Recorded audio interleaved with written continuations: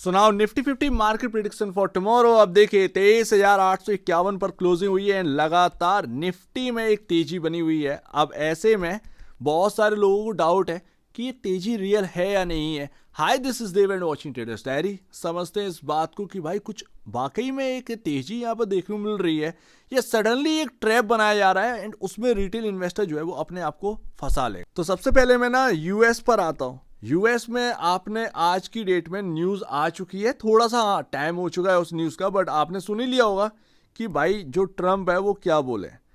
Trump ने बोल दिया है कि कोई भी देश टैरिफ से बच नहीं पाएगा।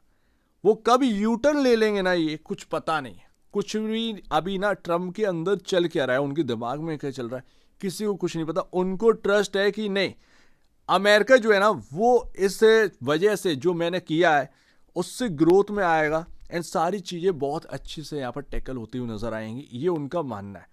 उसमें कौन हारेगा कौन जीतेगा ये बाद में पता चलेगा, बट अभी जो है ना वो अपने हिसाब से सब कुछ गेम कर रहे हैं। तो ये एक बात समझ लीजिए। अब देखते हैं भाई क्या रहता है क्या नहीं रहता है।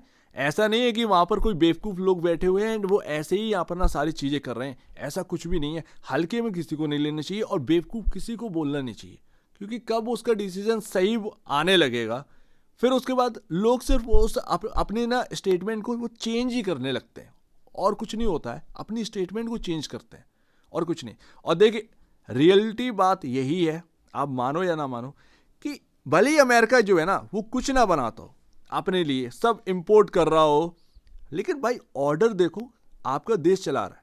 सीधी सी बात है। चाइना अपना इतना बड़ा मार्केट उनके पास यूएस है, वो लमसम बिलियंस ऑफ डॉलर मतलब 200 300 400 बिलियन के आंकड़ा है जो कि यहाँ पर ना चाइना एक्सपोर्ट करता है। तो भाई चाइना की इकोनॉमी चल तो यहाँ पर यूएस की बदौलत ही रही है ना, सीधी सी बात है। तो अमेरिका यहाँ पर ऐसा नहीं है कि बेवकूफ़ बना बैठा है, ऑर्डर दे रहा है, आप बनाकर दे रहे हैं, आप पहुंचा रहे हैं अमेरिका में, उनकी वजह से आपका चल रहा है। ये बात सीधी सी बात है भाई। ऐसा नहीं है कि कोई बेवकूफ़ बैठा है, आज तक तो ऐसा कुछ यूएस बेवकूफ़ी बनती वाली बात लगी नहीं है। वो बस लोग बोलते हैं एंड स्टेटमेंट बाद में चेंज हो जाती है। खैर देखते हैं यहाँ पर क्या रहता है, बट ट्रम्प जो करेंगे वही यहाँ पर ना मार्केट्स के ऊपर ना भारी पड़ता हुआ नजर आएगा। आफ्टर ऑल यहाँ पर हमारी आईटी हो या कुछ भी हो, अकेले बैंकिंग के दम पे ना कुछ भी नहीं कर सकता है मार्केट। आप ही समझिए कितना एचडीएफसी बैंक के अंदर आप फंड्स लेकर जाएंगे, या कितना आईसीआईसीआई में लेकर जाएंगे, या कितना कोटक में लेकर जाएंगे। अकेला बैंकिंग क्या पूरा मार्केट को चला देगा क्या? ऑलरेडी ये स्टॉक्स ऑल टाइम हाई पर ही है, पैसा ऑलरेडी झोंक चुके हैं लोग। कितना झोंक लोगे क्या? एचडीएफसी बैंक के डबल थोड़ी कर दोगे, ऐसा कुछ नहीं होने वाला। तो ये बात समझिए, आईटी एंड फार्मा आर्मा इन सब की नीड चाहिए। अभी यहाँ पर ना डाउ के चार्ट पर क्या देखने को मिला, जो मैंने ऑलरेडी आपके सामने बना दिया उसी हिसाब से सारी चीज़ें अभी तक होती हुई नजर आई हैं। आगे भी यहाँ पर ना सारी चीज़ें उसी तरीके से होती हुई नजर आएंगी। आज की बात नहीं है, कई महीनों पहले की बात है जो मैंने आपके सामने ट्रेंड लाइन रखी, उसी हिसाब से पूरा यहाँ पर ना यूएस के अंदर होता हुआ दिखा है मार्केट्स के अंदर, एंड आगे भी उसी हिसाब से होता हुआ नजर आएगा, नो डाउट। सीधी सी बात है। मैंने ऑलरेडी आपसे कहा था कि ये जगह ना कोलैप्स वाली है, ये बियर मार्केट का गेट है, वहीं से गिरावट आई है एंड लगातार गिरावट यहाँ पर आती जा रही है। आप देखेंगे जितना यहाँ पर ना गिरावट हुई थी उसका आधे के आसपास यहाँ पर ना अब ये गिरावट, ये लेवल जो है डाउ का वो पहुंच चुका है। तो जब तक ये जगह क्रॉस नहीं होगी ना तब तक आप पॉजिटिविटी समझिए मत यूएस मार्केट के अंदर। अब देखिए भाई फूफा ऑफ मार्केट, आप देखेंगे रिलायंस इंडस्ट्रीज को, तो यहां पर आप एक बात समझिएगा। मैं ऑलरेडी आपके सामने जिस तरीके से मैंने डाउ के बारे में बात करी, नो डाउट श्योरिटी मैंने जो यहाँ पर ना जो दी थी पहले कि उसी हिसाब से सारी चीज़ें होनी, उसी हिसाब से सारी चीज़ें हुई हैं। और अभी भी वहीं से गिरावट आई है जहाँ से अपन ने वो ट्रेंड लाइन एक ना लगाई थी, तो वही सारी चीज़ें हुई। अगर वो क्रॉस हो जाती है एक अच्छी खासी तेजी आ जाती है उस मार्केट में, नहीं हुई ना वो आसानी से क्रॉस नहीं होगी। वैसे ही रिलायंस इंडस्ट्रीज़ के अंदर ना कुछ चार्ट में यही है। ये 2000 आपका 21 ऑलमोस्ट 21 की ट्रेंड लाइन है, माफ़ कीजिएगा शायद ये 2018 की है। एक सेकेंड इसको हटाता हूँ। 2018 की ट्रेंड लाइन ये है, 2021 की ट्रेंड लाइन ये है। आपके सामने जब ये गिरावट आ रही थी मैंने ऑलरेडी आपसे कहा था इस जगह से, एंड इसके नीचे ना क्लोजिंग मिलेगी तो फिर 100 रुपये और ज़्यादा यहाँ पर ना गिरावट झेलता हुआ नजर आएगा रिलायंस का स्टॉक। वहीं से आप देखिए डिट्टो 1100 के लेवल से तेजी हुई 2021 की ट्रेंड लाइन के ऊपर तेजी यहाँ पर ना देखने को मिली एंड क्लोजिंग भी वहीं देखे। तो ये आपके चार्ट का यहाँ पर ना एक इंपॉर्टेंस है। आप किसी की बात मत सुनिए, टीवी वाले क्या बोल रहे हैं, यहाँ पर अपन क्या बोल रहे हैं, कुछ लॉजिक के साथ बोल रहे हैं। और अगर वो लॉजिक आपको सही लग रहा है तो अपने खुद के चार्ट पर ये बना लीजिए एंड उस हिसाब से ट्रैक करिए, किसी के सुनना ही नहीं है, ठीक है ना। तो ये बात है यहाँ पर। अभी क्या हुआ, 2018 की ट्रेंड लाइन भी निकल गई है, बट रिलायंस उस जगह पर चला गया है जहां से बार बार टूटता है, 1287, 1259।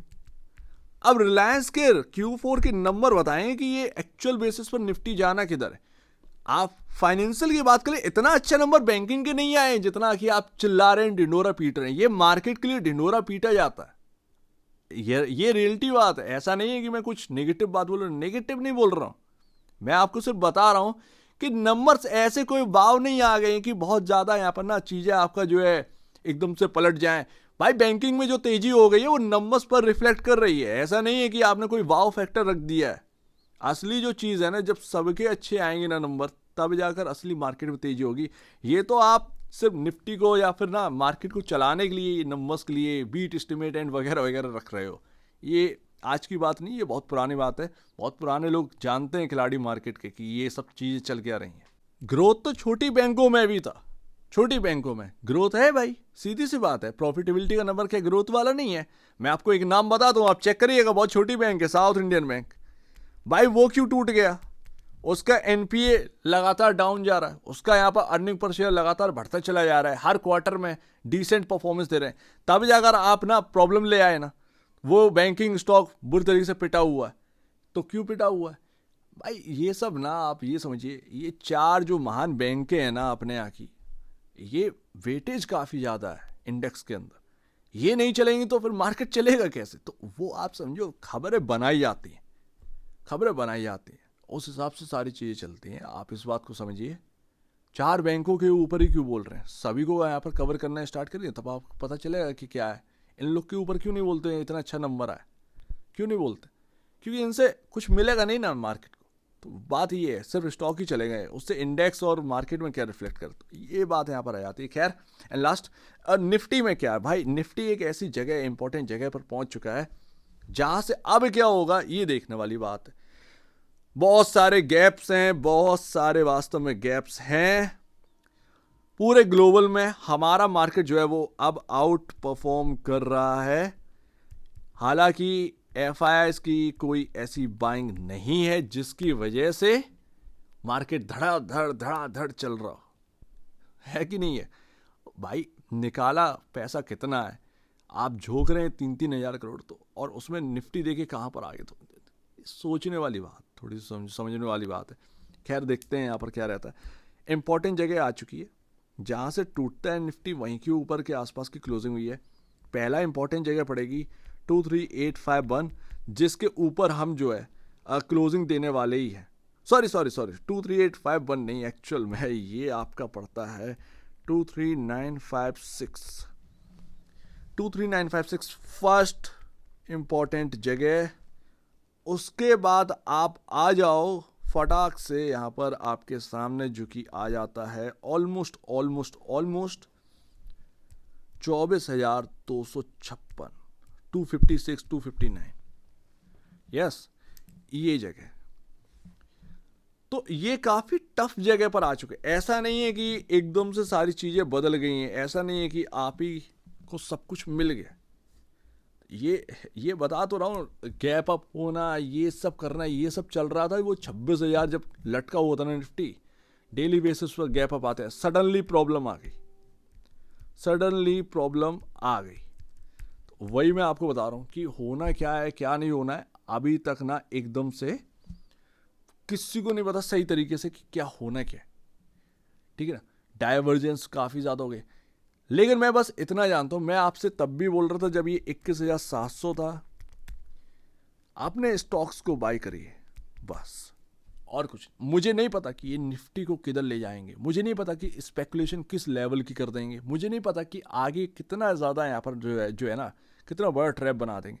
बट मैं इतना जानता हूँ कि कई सारे स्टॉक्स बहुत सस्ते हो चुके हैं, चाहे वो आईटी में हो, ठीक है ना, आपका बैंकिंग में हो, बहुत सारे स्टॉक्स हैं जो सस्ते हो चुके थे, बहुत सारे स्टॉक्स हैं जो कि मार्केट में काफ़ी ज़्यादा 60% डिस्काउंट पर मिल रहे थे, जो कंपनियां अच्छी हैं।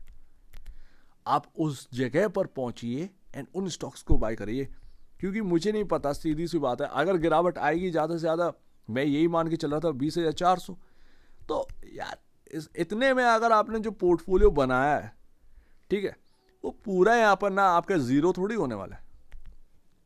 क्या हो जाता आपका पोर्टफोलियो ज़ीरो? तो बात मैं ना आपके सामने लॉजिकल कर रहा हूँ कि चाहे वो 21,700 जब निफ्टी था ना, वहाँ से 20,400 क्यों ना रहता, वो गैप क्यों ना ही फिल हो जाता, बट कम से कम आपका जो है एक बेहतरीन पोर्टफोलियो बन जाता, एंड शायद आपका बन भी गया होगा। मैं बहुत लंबे टाइम से, जब ये निफ्टी 26,000 था ना, तभी मैं आपसे कह रहा था कि कैश हाथ में रखिए। मैंने बहुत सारे लोग से यही बोला था, कैश अपने पास रखिए, कुछ खराब हो रहा है, कुछ मार्केट के अंदर कुछ बहुत गलत लग रहा है, वास्तव में सारी चीजें सही तरीके से नहीं चली। उस पर डॉलर इंडेक्स 105 को क्रॉस कर रहा था, हर चीज डिस्काउंट करे चले जा रहे थे अपने मार्केट। तो वही चीज है ना भाई, तो मैं आपसे कह रहा हूं कि नया जो लोग हैं ना, वो इतना जल्दी इस चीज को नहीं मानेंगे, क्योंकि उनके आसपास का जो ना एक इन्वायरमेंट है, वो क्या बोल रहा है, उनके दोस्त, उनके रिश्तेदार या फिर उनके भाई लोग क्या बोल रहे हैं, मार्केट चल रहा है, मार्केट चल रहा है, अरे मार्केट चल रहा है, वास्तव में चल रहा है, अरे पैसा झोंकने का टाइम अभी है,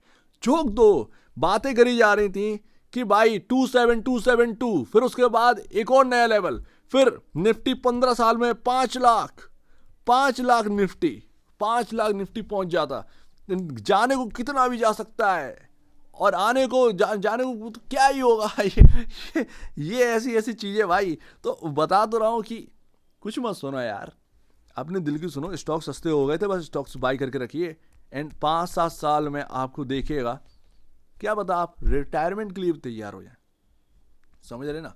अब वो रिटायरमेंट के लिए तैयार है, वो किसने किस तरीके का पोर्टफोलियो बनाया, कौन किस तरीके से स्टॉक खरीद पाया, ये इंपॉर्टेंट रखता है। हर कोई अलग स्टॉक खरीदता है ना, हर एक की किस्मत एक जैसी नहीं है, ठीक है ना। थोड़ा सा ये लक का भी थोड़ा सा ना इस मार्केट के अंदर एक हिसाब रहता है, ठीक है, तो वो भी थोड़ा सा लक फैक्टर भी काम करता है, बट उसका यहाँ पर ना रेशियो कितना ही है, तो वो बात है।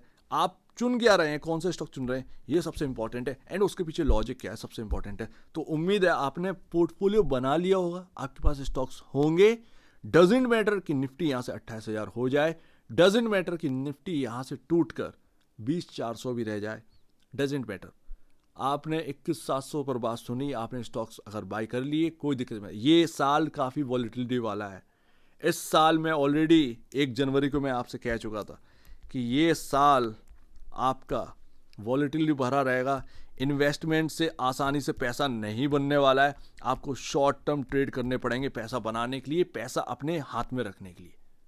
बुक करते चले जाइए, शॉर्ट टर्म में प्ले करते चले जाइए, बट पोर्टफोलियो जरूर बनाइए, पोर्टफोलियो जरूर बनाइए, क्योंकि वही अगले 5-7 साल आपका साथ देने वाला है। सो उम्मीद है काफ़ी कुछ आपको समझ में आया होगा। लेट्स सी, देखते हैं क्या निफ्टी यहाँ से और चलने वाला है, या यही जगह आ चुकी है जहाँ पर टॉप बनना है निफ्टी का। उम्मीद है काफ़ी कुछ आपको समझ में आया होगा। कल बात करते हैं, आज मैं और ज़्यादा डिटेल देखता हूँ इस चार्ट पर क्या समझ में आ रहा है, कल आपके साथ शेयर करूँगा। तो आप दीजिए मुझे वीडियो देखने के बहुत धन्यवाद दोस्तों।